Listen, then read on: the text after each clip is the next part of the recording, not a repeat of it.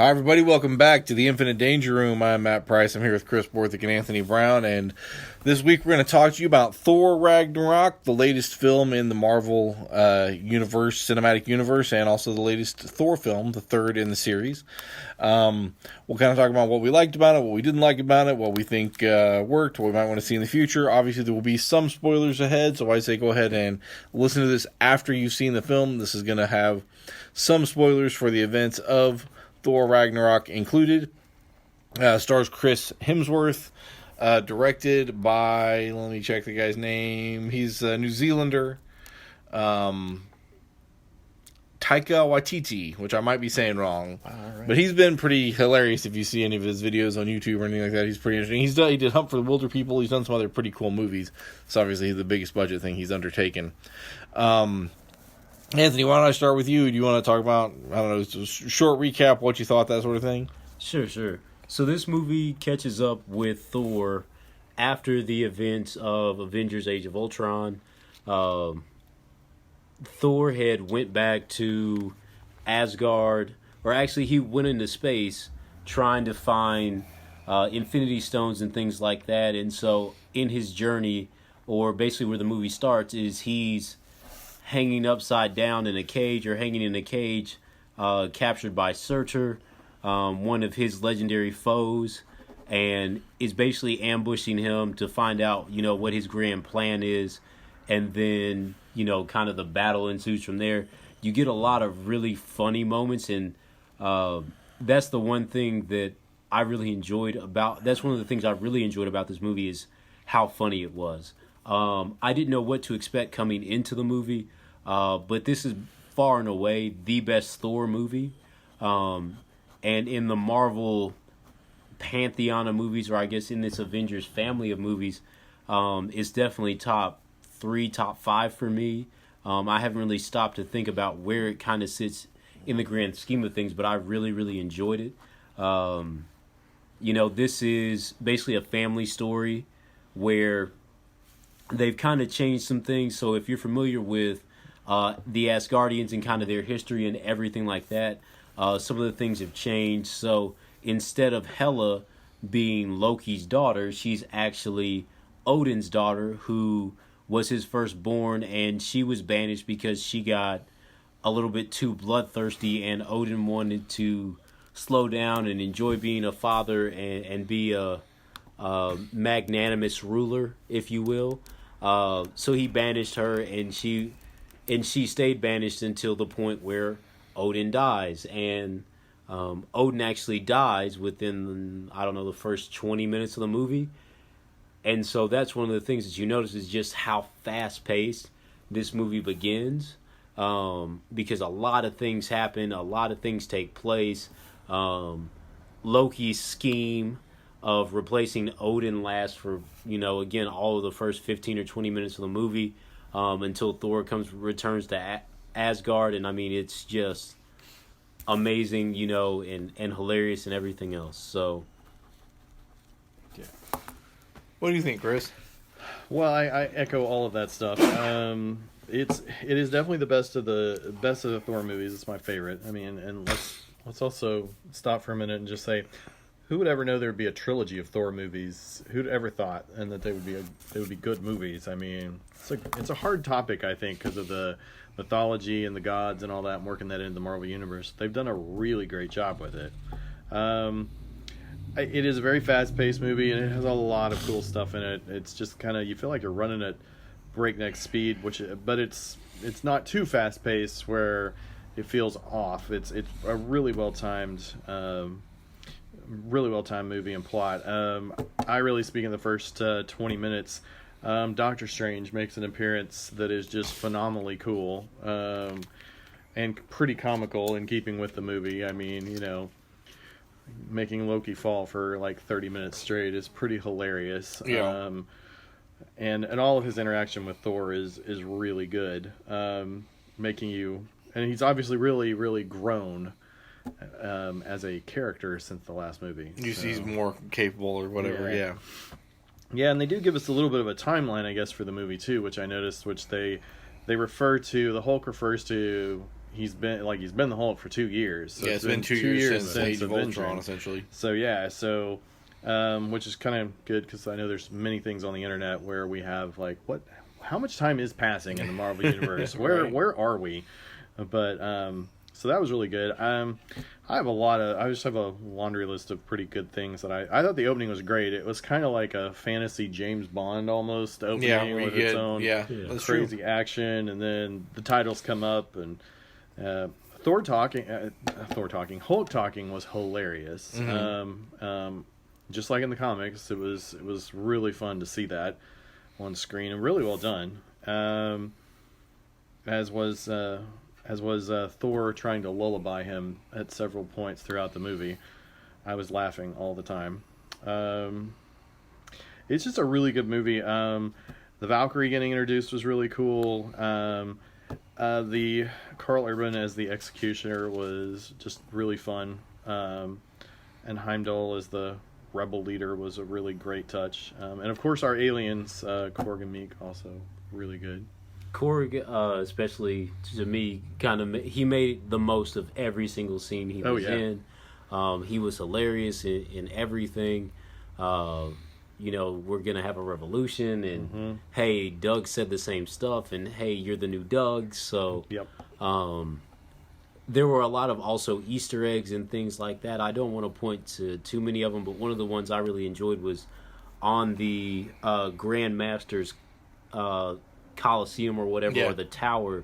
You saw the different heads of various people. So you see Beta Ray Bill, you see the Hulk, you see a couple of other folks that I'll, let you the listeners look for and notice. But I got several chuckles out of that every time they showed the tower.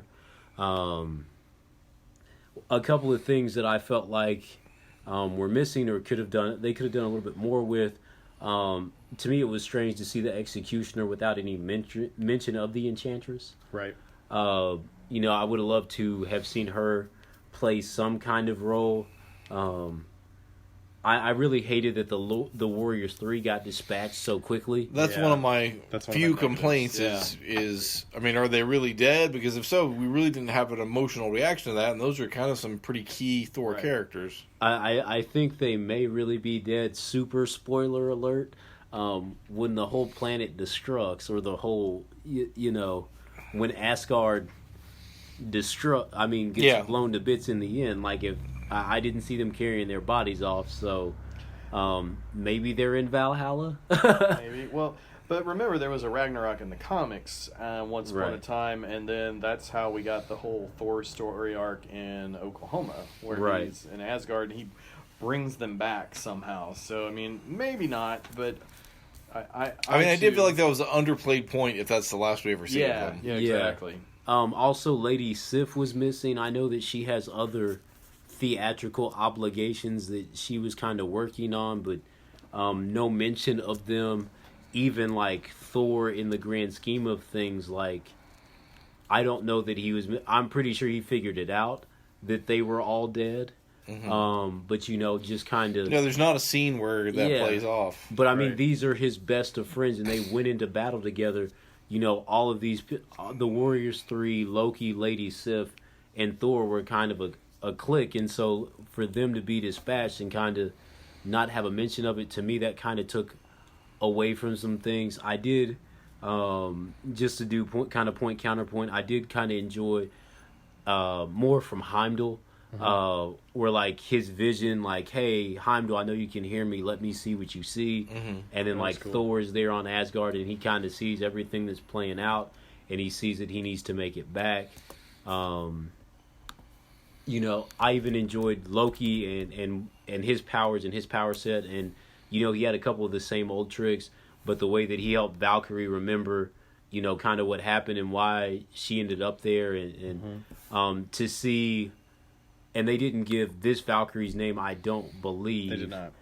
But to see the Brunhilde Valkyrie lady kind of take the bullet for this one, that was kind of cool. So they gave you the vintage Valkyrie in the Valkyrie costume, as opposed to this new modern age one who has like a spaceship that has really cool machine guns on it. So I enjoyed that. Also, the kind of tension between her and Thor throughout. One of the things I also did not enjoy was that Thor lost an eye, and now he's doing the eye patch thing. However, with what's to come with, Avengers Infinity War and everything else, I kind of imagine that there will be a way with the Infinity Stones, one of them, to kind of fix some of the things that may or may not be going according to plan. Like, I can easily see some character in the Marvel Universe getting the Infinity Gauntlet and making a wish, kind of like if you, the listeners, have read Captain America, the Winter Soldier, how he grabs the cosmic cube and then he makes a wish on the cosmic cube, and that's kind of how Bucky gets reborn, and everything else. So I could see something like that kind of happening to fix some of the things that may or may not. Speaking of the cosmic cube, I wonder if it made it off Asgard. Because, I think you have to assume Loki because has Loki it, was right? Loki stops and looks at it and is like, huh. I mean, super spoilery. I assume I he do has too. to have it, and that's why whatever is coming for him at the end is coming for him. Well, that could be it. I just thought it was funny because I was like, I bet that's on the ship with them. It's got to be. So. Yeah. Well, I mean, the cosmic cube or the Tesseract, within it apparently is an Infinity Stone. Mm-hmm. That is one of the Infinity Stones. So, I mean, it has to play its part somewhere in this because, you can't do the Infinity War without it. So, Well, and you're talking about using the stones to heal Thor anyway. I mean, Doctor Strange could do it with his time stone anyway, because he could just reverse time on the eye until it's absolutely back to normal. So, yeah, but I was with you though. I thought it was a little on the nose. Like, oh, well, now you're the ruler of Asgard, so you must be a one-eyed guy. I was like, one of the other things I guess I would have liked to have seen, and I understand that they were only on the Grandmaster's planet for, I want to say it was 3 days. Mm-hmm. I wanted to see more of what Hela was doing on Asgard, because they spent a lot of time over there, and it was just like, well, okay, I raised my old army from the dead, and I raised my dead dog, and but then it was just kind of like stagnant, and they're looking for these people, but like, I'm sure she could have been putting more things in place, especially if 2 or 3 days had passed in between the events of the movie. On the Grandmaster's planet, what was going on Asgard, so that was one of the things, because I really enjoyed, and I forget the lady who played Hela, but I feel like she did. Kate Blanchett. Kate Blanchett did a really, really good job with that, and even her power set. Like, she'd slick her hair back, and then like her helmet would appear, and then like next thing you know, like there are just knives flying everywhere, like just goring literally everyone in sight. But even the battle scene where she is fighting everyone, and just taking them out, like it showed like that she was a very fierce warrior. And also I kind of feel like her power was kind of downplayed a little towards the end. The fact that she could break Mjolnir with a hand and a thought. Mm-hmm. But then, kind of how she got struck down, like, and again, this is where maybe I'm a little bit too close to the source material. Thor being able to command the thunder without his hammer, like his, Odin in the flashback scene, or in the, I don't know, whatever they call that, the heroic, mind disappearance deal that he does, where he's talking to Odin, and he was like, the Thor was just a tool to help you control your powers. Like, you're the god of thunder, not the god of hammers. And so, like, here he is unleashing his power and, ready to go. And so it's just kind of like, well, if that's the case, like, then I guess we'll never see the hammer again, even though that's kind of his bit. I bet we see it again. I bet we do too. I know, but I'm just saying, like, so He like, just maybe saying he doesn't need it. Like, he saw it as a crutch, and now it's like, okay, now I know how to get by without it. Exactly. But I did enjoy, like, his supercharged, thunder self, especially with his fight with the Hulk, and like, they don't really show you how it ends, but he wakes up in the Hulk's room, and he's like, I won the fight, you won the fight. who won the fight. So, and there was a lot of just funny things that go on in that room. So, oh yeah, I mean, I think you could watch a Hulk Thor sitcom at this point, just about. Yeah. I mean, that's Hulk and Thor roommates. That would be great. Be a pretty good show. Even when Hulk turned back into Banner, that guy is great too, and their interplay is great as well. So I mean, I really enjoyed the entire thing, especially when he attempts to Hulk up like he did during the first Avengers movie, God. and then like splat. Yeah. That was glorious. On the Bifrost Bridge. So that was really awesome. Yeah, I mean, I think because of the rules, I guess, regarding the Hulk in the MCU, how they can't really do a Hulk solo movie, this is as close as you're going to get to, like, a Planet Hulk. Right. I didn't know you couldn't do a Hulk solo movie. I guess what kind of came out, and I don't know the full story, that is if they do anything with a Hulk solo movie, Universal has to co-produce and they have to split the money. Something along those lines. I don't know if this is, like, officially they've confirmed it, but this was what came out a while ago. I guess maybe Mark Ruffalo said, you're really only going to see me in support of other characters because they can't really do a whole movie. Maybe I wasn't supposed to say that much. I don't know. But this was just something that came out online a little bit ago that... Cut the check. Like that. Like if that's the case, right? Like I mean, you cut the check for other stuff to get Spider-Man back. True. But I guess I've also tried 2 Hulk solo movies and they've, Yeah, it's kind of risky. But they also didn't have Mark Ruffalo, right? True. Like, and I mean, he kind of carries it, but also... Things now aren't like they were in like 2005 or 10 or whenever the 2 movies came out, where he's not going to be fighting zombie werewolves and other things. So Well, there was, what, was it 2003 and 2008, something like that? I forget, Yeah, but I mean... Like, you only got a really true Hulk villain in the second one with Abomination. And then... Right. But yeah, then the wolves and the weird electrical thing... Again, with the way that they've done this, there's a lot more they could do because you could introduce the Black Widow because of their love interest in this. So I mean, it doesn't have to be a solo Hulk smash. Well, and you could have a Black Widow movie and have... Well, you got Hawkeye, you got all sorts of... That's what I'm saying. So I mean, yeah. that's the point. Is like all these Hulk movies have kind of been origin movies. We already know who he is. Yep. Anyway, that's... And so I think that for me, with the Hulk movie, let's go ahead and just, play it forward from where we are. Let's not run it back. Yeah. Yeah.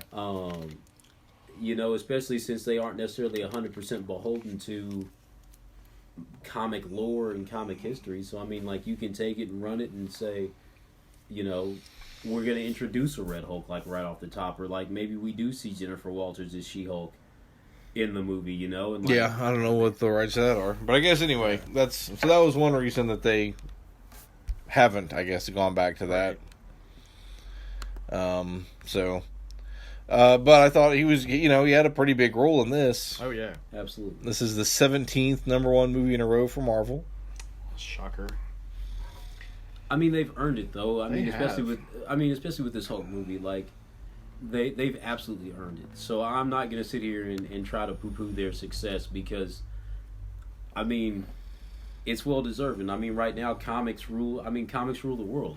That's true. Everything on TV, just about everything, every night of the week, there's some kind of comic book-based show on network television or on pick your streaming service.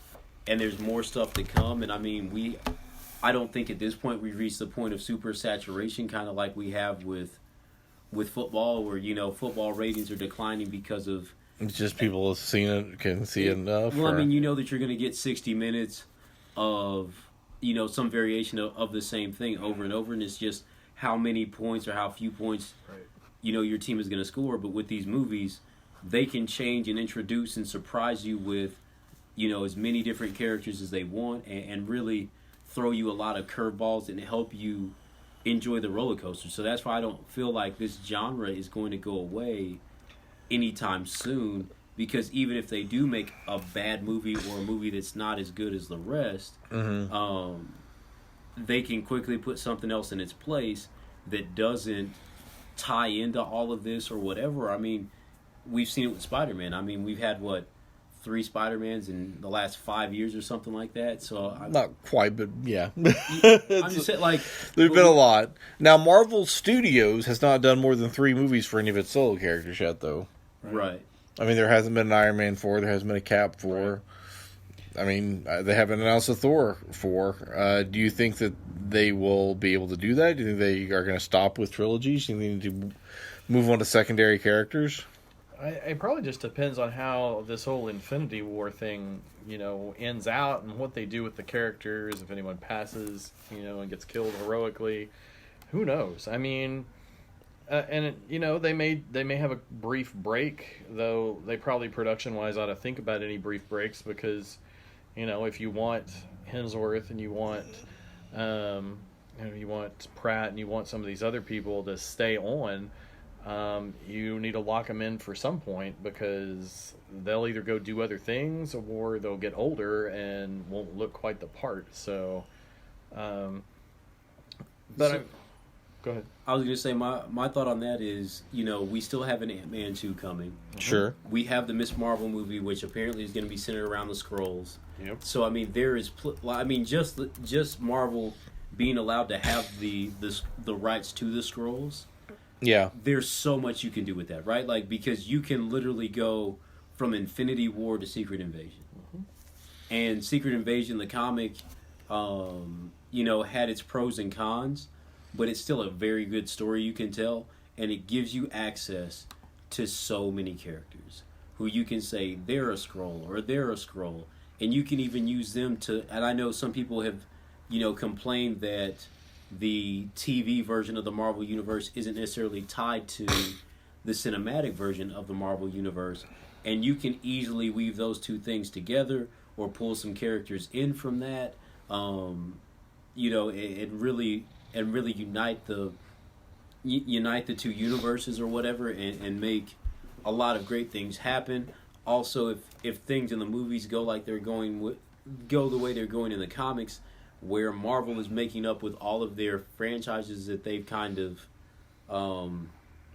I was going to use that they've let go astray. Yeah.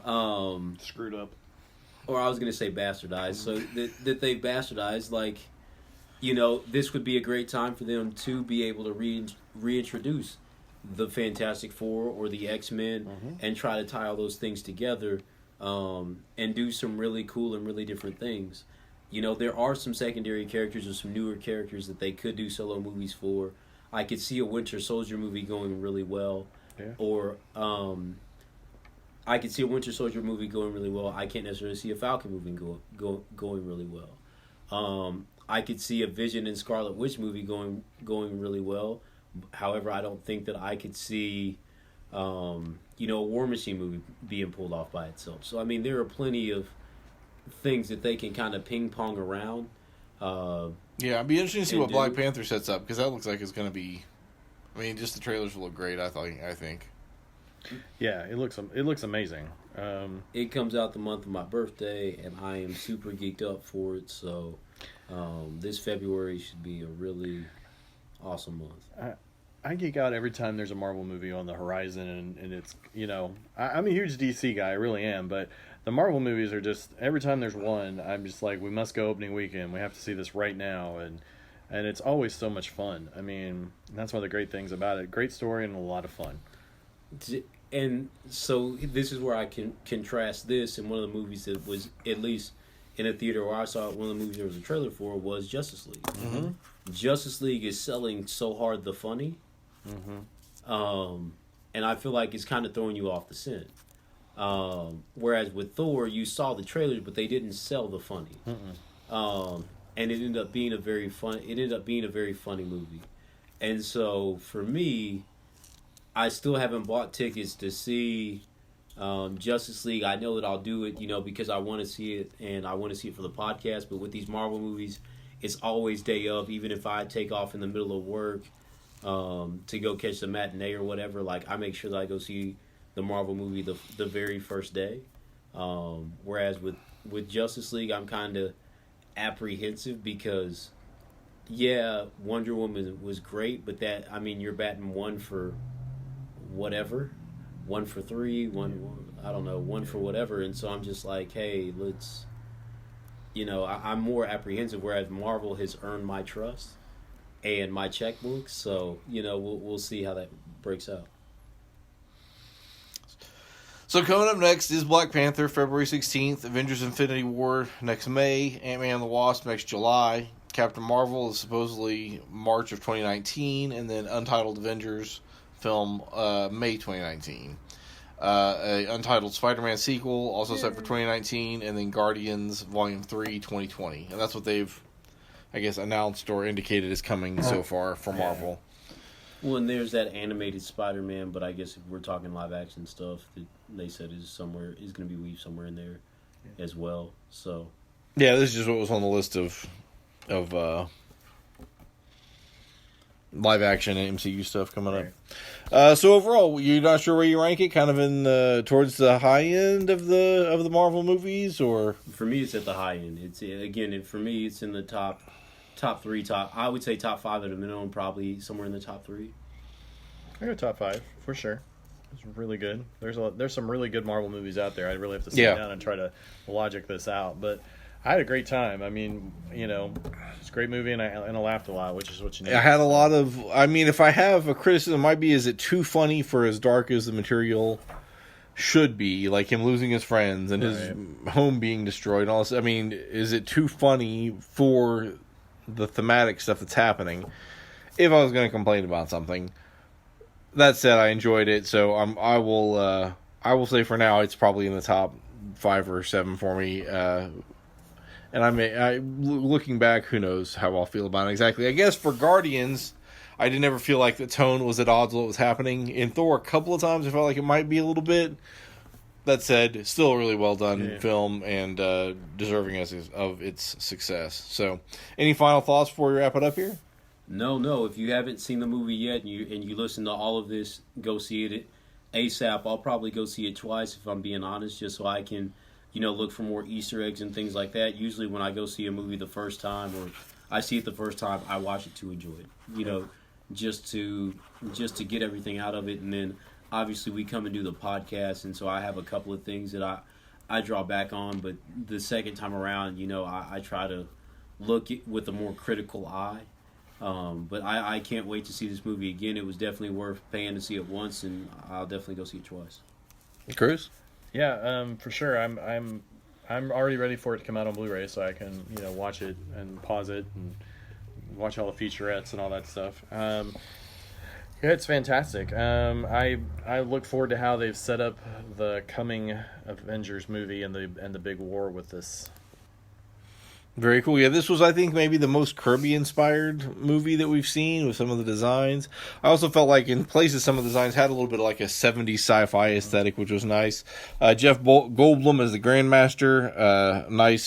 Nice work getting him in there as well. He had kind of a interesting, smallish, but well done role. So overall, I recommend it as well. So we'd love to know what you think. Feel free to shoot us an email at infinitedangerroom@gmail.com or rate or review us on iTunes. You can also tweet at us at Danger Infinite on Twitter or find us at Infinite Danger Room on Facebook. You can also listen to the show via SoundCloud or leave a comment there, and you can also find us at newsok.com. So for Chris Borthick and Anthony Brown, I am Matthew Price. Thank you for listening.